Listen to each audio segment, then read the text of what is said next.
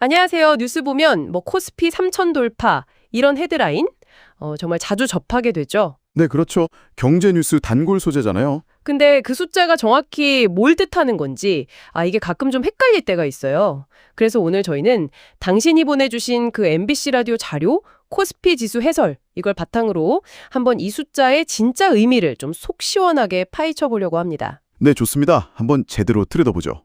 자, 우선 기본부터 짚어봐야 할 것 같은데요. 코스피 지수, 이게 대체 뭐냐는 거죠? 이 자료 보니까 1980년 1월 4일, 이날을 딱 기준점으로 잡았다고 하더라고요. 네, 맞습니다. 그때 상장되어 있던 모든 회사들 그 주식 가치를 다 합쳐서요. 그걸 그냥 100이라고 정하고 시작한 겁니다. 아, 시가총액을 100으로요? 네, 그렇죠. 그러니까 만약에 오늘 코스피 지수가 3000이다. 이러면요. 그 기준점 1980년하고 비교했을 때요. 주식시장에 있는 기업들 주가가 평균적으로 한 30배 정도 올랐다. 이렇게 이해하시면 됩니다. 30배요? 네. 1980년에 100이 지금 3000이 됐다. 이런 셈인 거죠. 와, 30배라. 듣고 보니까 이게 정말 대단한 상승인데, 근데 여기서 문득 궁금한 게 생기네요. 그럼 시장 전체 크기, 그러니까 시가총액 말이에요? 그것도 딱 30배 커졌다고 보면 될까요? 자료에는 뭔가 다른 이야기가 있는 것 같던데요? 바로 그 지점입니다. 그게 정말 흥미로운 포인트인데요. 단순히 차이가 좀 있다? 이 정도가 아니에요. 네, 그럼요. 그 규모 차이가 정말 어마어마합니다. 지수는 30배 올랐잖아요. 네, 30배. 근데 시장 전체 가치, 그러니까 시가총액은 무려 1000배 넘게 커졌거든요. 네, 1000배요. 잠깐만요. 30배랑 1000배는 이건 단위가 다르잖아요. 네, 그렇죠. 아니, 숫자가 이렇게까지 차이가 나는 건 저도 예상 못했는데요. 도대체 왜 이런 거죠? 이유가 있겠죠, 당연히. 네, 있습니다. 이걸 좀 더 큰 그림으로 보면요. 이유는 크게 두 가지로 볼 수 있어요.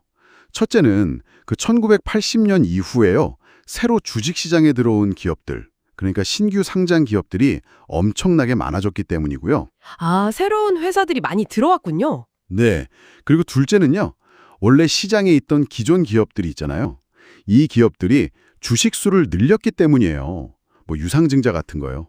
유상증자라면 회사가 돈을 받고 새 주식을 더 발행하는 거. 맞죠? 네, 맞습니다. 자본금을 늘리려고 하는 거죠. 그래서 자료에 나온 비유가 참 적절한데 이걸 회사에 빗대 보면요. 지난 한 45년간 회사 전체 매출, 이걸 시가총액이라고 보면 이게 1000배 넘게 막 뛰었어요. 네, 1000배. 그런데 그 사이에 직원 수, 그러니까 새로 상장된 기업들이나 늘어난 주식 수, 이걸 합친 거죠.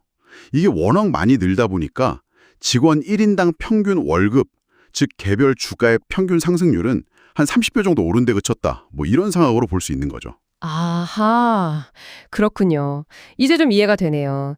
그러니까 코스피 최고치 경신 이런 뉴스만 볼 때랑 우리가 실제로 느끼는 거랑 좀 다를 수 있겠다 이런 생각이 드네요. 네, 그럴 수 있죠. 전체 파이는 훨씬 커졌는데 평균 지수만 보면 그걸 다 못 보여주는 거네요.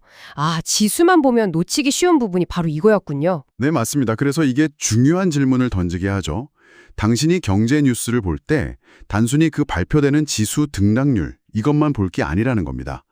그 숫자 뒤에 숨어있는 시장 구조의 변화, 그러니까 어떤 요인들이 이 지수하고 실제 시장 가치 사이에 이런 차이를 만들어내는지 이걸 이해하는 게 정말 중요하다는 거죠. 그렇죠. 그래야 정보를 그냥 피상적으로만 받아들이는 게 아니라 좀 더 깊이 있게 해석하고 활용할 수 있겠네요. 맞습니다. 그래야 제대로 된 판단을 할 수 있겠죠. 오늘 함께 살펴본 것처럼 아직 익숙하다고 생각했던 경제지표 하나에도 이렇게 흥미롭고 또 중요한 이야기가 숨어 있었습니다. 마지막으로 당신께 이런 질문을 한번 던져보고 싶네요. 자, 코스피 지수는 지난 45년간 30배 오르는데 그쳤습니다. 그런데 같은 기간에 전체 시가총액은 1000배 이상 폭증했어요. 그렇다면 과연 한국 경제의 진짜 가치 성장은 어디서 주로 이루어진 걸까요? 지수가 다 담아내지 못하는 그 거대한 성장의 동력, 그게 무엇이었을지 한번 좀 곱씹어 보시는 건 어떨까요?